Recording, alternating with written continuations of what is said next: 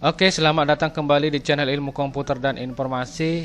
Kali ini kita akan membahas yaitu bahasa pemrograman Pascal di pertemuan yang kedua, yaitu tipe data pada Pascal. Di mana tipe data pada Pascal ini terdiri dari dua, ada tipe data sederhana atau disebut primitive type dan tipe data kompleks atau complex type. Oke, sebelum kita lanjut lebih jauh tentang yang namanya tipe data pada Pascal, bagi kalian yang sedang menonton video tutorial ini, jangan lupa klik like, share, dan subscribe untuk melihat video yang selanjutnya. Oke, terima kasih. Oke, baik, seperti biasa ya, kita bahas dulu yaitu teorinya sedikit sebelum kita lanjut ke dalam prakteknya, supaya nanti tidak bingung ya untuk di dalam programnya. Oke. Nah, di sini kita bahas dulu tipe data. Apa itu tipe data? Di sini adalah dalam bahasa Pascal secara garis besar dikenal dua macam tipe data, yaitu yang pertama ada tipe data sederhana atau primitive type, adalah tipe data yang hanya mampu menyimpan satu nilai tiap satu variabelnya. Oke. Nah, contoh tipe numerik atau integer dan real ya, tipe data karakter, tipe data boolean, dan tipe data enumerasi ya. Nah, itulah contoh dalam tipe data sederhana atau primitive type. Yang kedua, tipe data kompleks atau complex type adalah tipe data yang mampu menyimpan lebih dari satu nilai dalam tiap satu variabelnya. Oke, kalau ini bisa menampung lebih dari satu nilai setiap variabelnya ya. Contoh string ya. Nah, ini adalah untuk tipe data string, array atau larik, record, dan objek ya. Nah, itulah dia untuk yang bisa menampung tipe data kompleks seperti contoh yang sudah saya sebutkan. Kemudian bentuk umum dari deklarasi tipe data adalah tipe pengenal sama dengan tipenya. Oke. Nah, tipe pengenalnya apa? Nah, kemudian sama dengan tipenya. Oke. Yang berikut adalah di sini kita lihat integer. Nah, apa itu integer? Nah, kita lihat. Nah, tipe data integer ada byte dengan rentang nilai 0 sampai dengan plus 255, artinya bilangan bulat ya. 0 sampai 255. Nah, short integer ya, di mana rentang nilai minus 28 sampai dengan 127. Kemudian integer yang bisa menampung nilai, kalau integer kita buat tipe datanya yang bisa menampung angka ya, angka mulai dari minus 32.768 sampai dengan 32.767. Kemudian ada word, kemudian kita lihat rentang nilainya, dan long integer ya. Long integer juga kita lihat ya, sudah sampai jutaan ya, sudah sampai jutaan. Nah, yang berikut adalah itulah untuk tipe data integer dengan rentang nilai yang bisa dimasukkan atau yang bisa ditampung ya. Kemudian yang berikut adalah tipe data integer adalah tipe data khusus bilangan bulat ya. Artinya tipe data ini tidak bisa digunakan untuk bilangan pecahan atau desimal. Oke, itulah dia.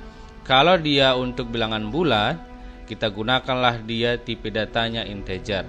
Tapi kalau bilangan desimal atau bilangan berkoma, itu tidak bisa kita gunakan yang namanya tipe data integer.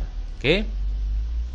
Yang berikut adalah real ya, tipe data real. Nah, di sini adalah untuk tipe data real ini ya.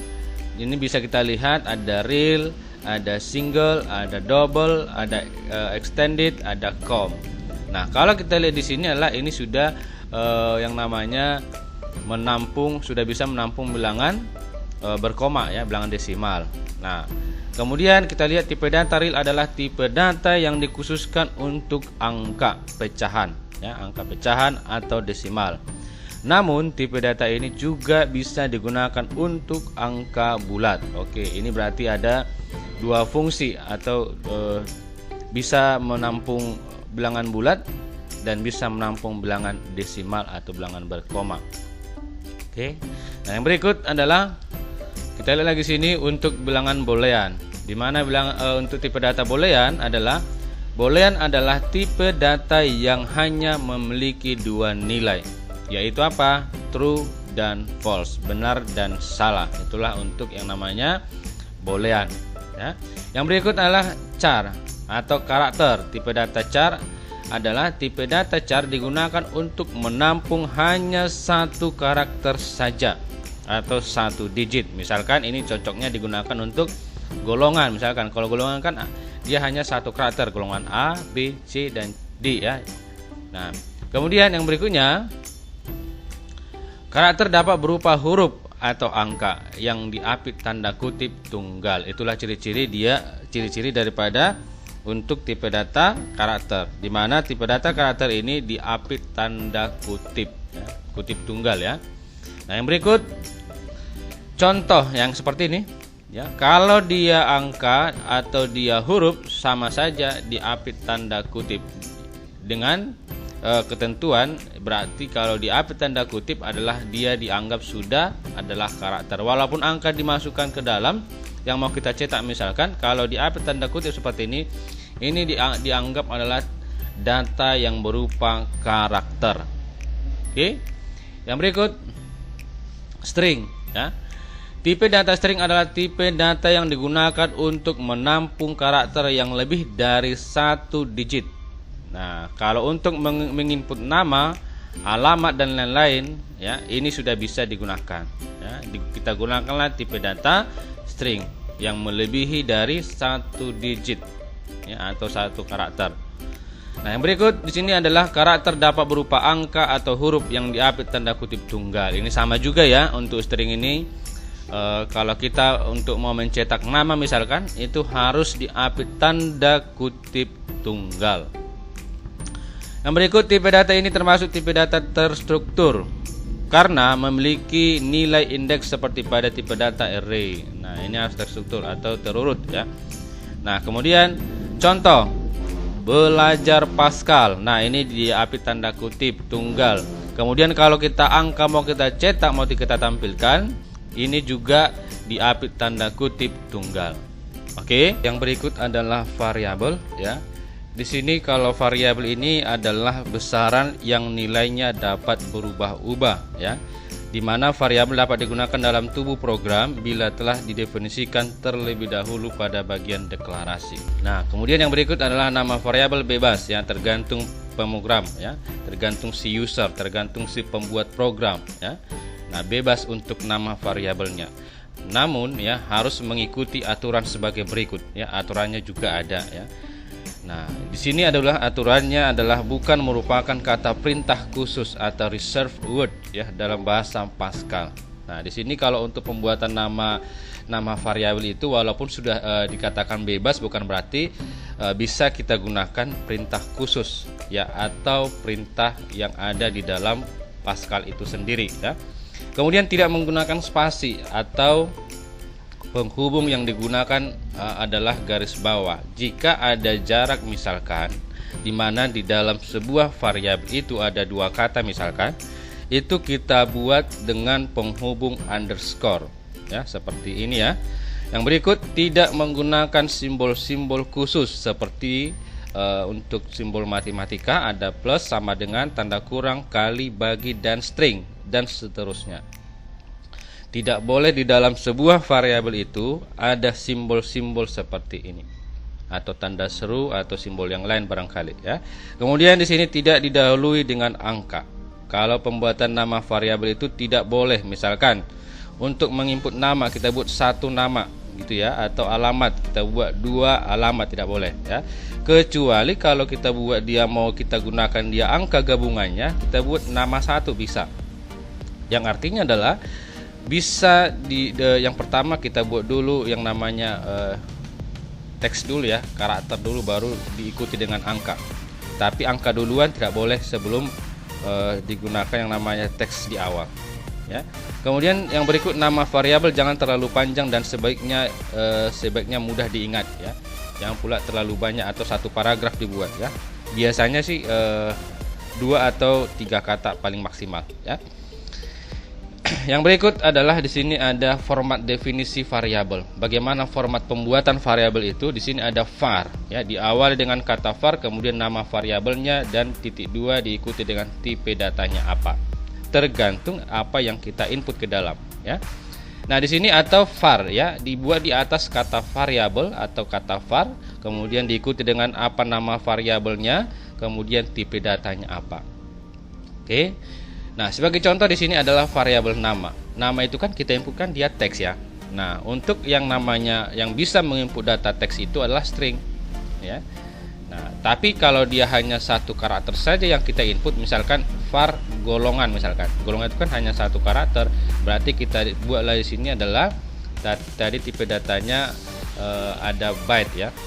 Nah, kemudian atau variabel di sini nama, di sini kan ada dua kata ya. Nah, disambung dengan tanda underscore, kemudian diikuti dengan tipe datanya adalah string. Seperti itu ya. Yang berikut konstanta atau nilai ketetapan. Biasanya ini kalau kita ada rumus rumus lingkaran ya, ada di situ adalah V kali R kali R, di mana untuk nilai V itu tidak bisa berubah, di mana nilai V itu adalah 22/7 gitu ya. Nah, artinya ada nilai sudah ditetapkan, tidak bisa diubah-ubah. Di mana format definisi konstanta ini adalah di sini ada const ya, diawali dengan kata const kemudian nama underscore konstanta sama dengan nilai, atau bisa juga seperti ini ya, ada const kemudian di bawah nama variabelnya ya, atau nama sama dengan nilai konstantanya berapa gitu ya. Nah, sebagai contoh kita lihat di sini adalah const pi ya, pi sama dengan 3.14 atau bisa juga dibuat ke dalam bilangan pecahan 22/7 gitu ya. Atau konstanta uang lembur sama dengan 8.000, berarti sudah ketetapan lainnya nanti. Kalau kita buat di rumus berarti uang lemburnya sudah ketetapan 8.000 ya. Oke, baik, itulah dia. Kita buat dulu satu contoh ya untuk membahas tentang variabel tadi. Nah, di sini kita buat di sini adalah file, kemudian kita pilih yang namanya new source file atau shortcutnya Ctrl U, membuat lembar kerja baru. Oke. Nah, yang berikut ini kita hapuslah ini tampilannya ini ya. Kemudian kita buatlah programnya. Nah, di sini kita buatlah yang pertama. Kita buat di sini contoh program biodata. And then di sini kita buat uses grt. Kemudian kita buat sini var ya. Apa saja variabelnya? Yang pertama. Di sini ada variabel nama, di sini kemudian ada alamat ya. Dimana untuk tipe datanya kita buat string, karena yang dimasukkan nanti datanya berupa teks gitu ya. Kemudian ada umur, dimana umur ini yang ditampung nanti adalah berupa data angka, berarti kita buat sini adalah integer. Yang berikut adalah sekolah ya. Ini kita buat juga string. Nah, oke. Di sini sebetulnya bisa kita gabung di sini ya. Satu kelompok nama, alamat, sekolah juga bisa. Oke. Nah, di sini kita buat string, kemudian kita mulai. Kita buat begin. Ya, kita mulai. Kemudian kita buat untuk membersihkan tampilan kita buat clr/cr. clrs/cr. Kemudian untuk membuat warna tulisan ada perintahnya adalah text color gitu ya. Kemudian kita buat sini adalah white ya, warna putih. Ya. White warna putih. Kemudian kita buat sini adalah text background ya, background ya. Text background ini untuk membuat warna latar ya, warna latar tulisan. Kemudian kita buat sini adalah blue, warna biru. Kemudian kita buat nama titik 2 sama dengan dimana untuk nama ini Sutomo.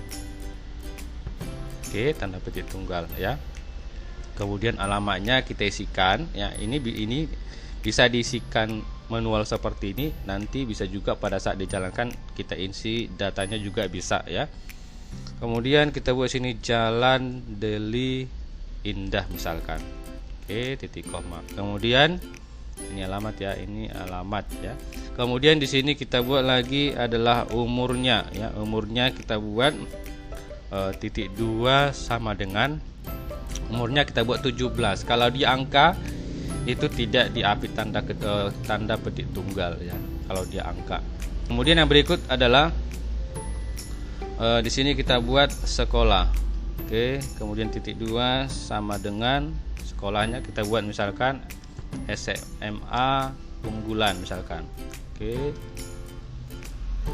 Kemudian yang berikut adalah kita bersihkan tampilan CLRSCR. Ya, kita bersihkan sebelum ditampilkan, itu kita bersihkan dulu tampilannya. Yang berikut ini buka kurung tutup kurung, ini juga buka kurung tutup kurung ya. Oke, baik. Di sini kita buat lagi adalah untuk mencetak. Di sini untuk perintah mencetak adalah di sini kita write ln ya. Write ln, kita cetaklah variabel sinama gitu ya. Kemudian write ln juga kita cetaklah yang berikutnya umurnya berapa. Kemudian yang kita tampilkan berikutnya adalah write ln, kita cetak lagi yang berikutnya alamat. Kemudian yang berikutnya kita cetak lagi write ln, kita cetak lagi adalah sekolah ya. Di sini kita buat sekolah. Kemudian di sini kita menahan tampilan ada read key ya, kemudian ada n titik ya. Nah, seperti itulah dia untuk programnya. Yang pertama tadi judulnya dulu apa, ini opsional, bisa dibuat bisa tidak. Kemudian kita buat nama unitnya adalah CRT. Kemudian kita deklarasikan atau kita kenalkanlah variabelnya. Yang berikut kita mulailah programnya. Yang pertama apa kita lakukan? Yang kita lakukan adalah isi dulu nama variabelnya gini ya. Kemudian setelah kita tentukan data pada variabel masing-masing, kemudian ini kita cetak. Silakan dijalankan.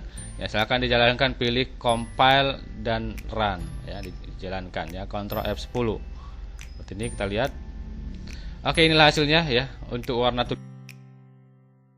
warna backgroundnya adalah warna biru ya, teks background tadi. Kemudian dicetaklah yang namanya yang ini ya, Sutomo Jalan Deli Indah SMA Unggulan. Oke, seperti itulah dia untuk program sederhana ya, untuk yang namanya variabel dan tipe data. Oke. Nah, yang berikut ada satu contoh lagi ya, satu contoh lagi yang sederhana juga ya. Kita buat sedikit lagi. Nah, ini kita buat lagi di sini adalah misalkan ya, kita buat judulnya program ya, program luas persegi panjang ya. Ini kita buat luas persegi panjang. Oke, persegi panjang titik koma, kemudian kita buat sini adalah nama unitnya uses ya, uses CRT ya. Kemudian kita deklarasikan variabelnya. Variabelnya kita input adalah nanti adalah luas, ada panjang dan ada lebar ya. Kemudian titik 2 kita buat tipe datanya adalah real. Kenapa? Karena nanti hasilnya adalah bisa saja nanti hasilnya adalah bilangan desimal ya, atau bilangan bulat. Ini kedua-duanya bisa ditampung ya, baik itu bilangan bulat maupun bilangan desimal. Kemudian kita buat mulai. Kemudian kita bersihkan tampilan CLRSCR. Oke, kemudian kita buat lagi sini panjangnya adalah kita buat sini panjangnya 25 misalkan. Oke, titik koma. Kemudian ini kita buatlah bilangan bilangan desimal ya. Misalkan seperti ini. Supaya bisa kita tahu nanti apakah bisa memang diproses untuk bilangan desimal atau tidak ya. Kemudian di sini kita buat lagi adalah 100,25. 100,25. Kemudian kita buat sini adalah text background. Oke, text background. Kita buat sini adalah green untuk warna backgroundnya ya. Kemudian kita buat lagi sini adalah write ln. Oke, kita cetak apa yang kita cetak. Kita buat sini adalah program menentukan luas ya, menentukan, atau di sini supaya tidak terlalu panjang, program luas persegi panjang ya, luas persegi panjang. Oke. Kemudian kita buat lagi sini write ln, kita cetak yang berikutnya adalah sama dengan seperti ini. Oke, kemudian kita buat sini adalah, kalau bisa nanti untuk program itu kita buat seperti ini, apa yang diinput, apa yang diproses, dan apa yang di output ya. Ini kita buat, ini adalah komentar ya, artinya untuk yang baris yang saya ketik ini adalah tidak dibaca yang untuk perintah input ini. Oke, ini hanya sebatas keterangan saja, makanya dibuat nanti tanda slash 2 kali ya. Kemudian kita buat lagi sini adalah write ln, kemudian kita buat sini adalah panjang ya, panjang. Oke, panjang, kita input lah dia panjangnya. Oke.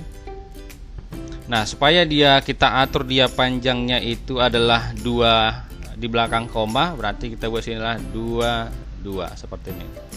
Artinya kita batasi bilangan di belakang komanya sebanyak 2 digit ya. Kemudian right ln, kemudian di sini kita buat adalah lebar titik 2, dan kita buat juga untuk si lebar ini kita batasi dia bilangan desimalnya adalah 2 digit ya. Oke. Nah, yang berikut adalah apa yang diproses ya. Apa yang diproses kita buat di sini adalah proses. Yang diproses adalah masukkanlah rumusnya. Rumusnya adalah di sini luas titik 2 panjang dikali lebar. Itulah yang diproses ya, dikali lebar. Kemudian kita buatlah titik koma. Dan yang berikutnya adalah apa outputnya ya. Berarti sini adalah kita masuk ke outputnya. Nah, outputnya apa? Outputnya di sini adalah kita cetaklah nanti right ya. Dicetaklah yang namanya outputnya luas persegi panjang.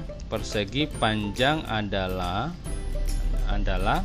berapa? Di sini kita buat adalah kita panggillah untuk yang menampung si luas. Berarti yang menampung si luas adalah variabel luas. Kemudian kita batasi juga 2 digit ya untuk bilangan komanya ya, bilangan desimalnya. Kemudian yang berikutnya adalah titik koma.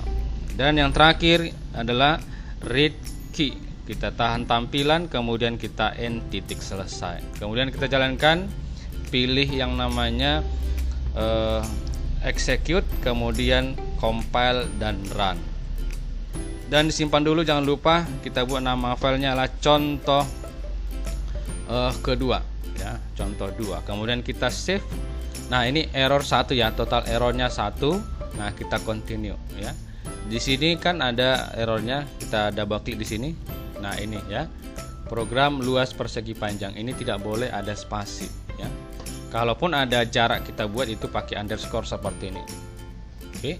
Nah, oke, baik, kita jalankan lagi ya, compile dan run atau tekan Ctrl F10.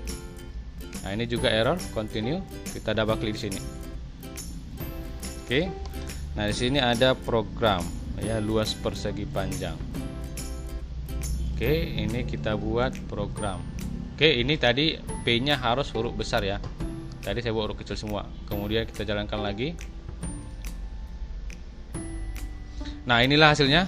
Ya, bisa kita lihat. Oke, hasilnya seperti ini. Luas persegi panjang, ini sekian. Luas persegi panjang adalah sekian ya. Nah, itulah dia untuk yang namanya menghitung luas persegi panjang. Oke.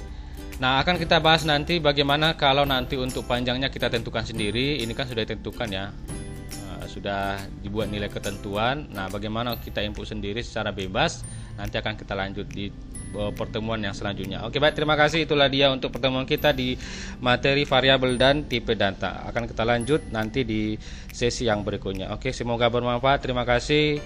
Semoga sukses.